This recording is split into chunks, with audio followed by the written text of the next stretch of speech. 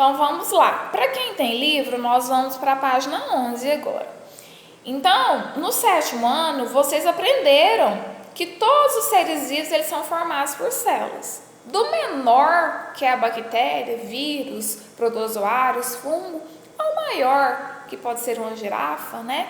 Todos eles são compostos por células, tá? Alguns são formados por apenas uma célula, como é o exemplo da bactéria, o exemplo do protozoário, do fungo, do vírus.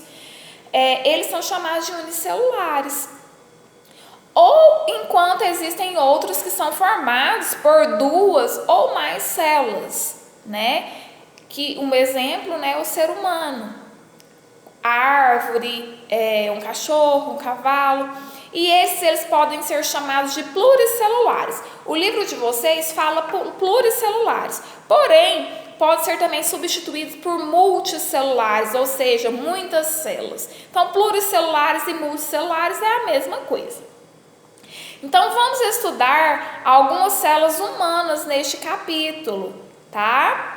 As células dos seres humanos, elas são eucariontes. Pode ser chamadas de eucariontes, pode ser chamadas de eucariota. Por que, Daniele, que ela é eucarionte? Porque ela contém membrana plasmática, citoplasma, núcleo e organelas. Tá? Vou citar algumas organelas que o livro de vocês não fala, mas eu vou citar porque ao longo, né, dos estudos nós vamos ter que citar. Então, organelas, algumas organelas que contêm em organismos multicelulares ou pluricelulares, mitocôndrias, lissossomos,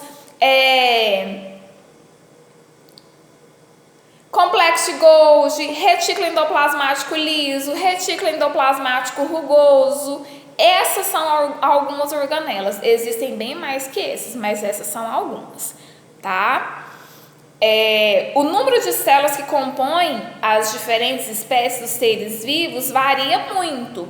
Ou seja, a quantidade de células que um ser humano tem não é a mesma quantidade de células que um cachorro tem.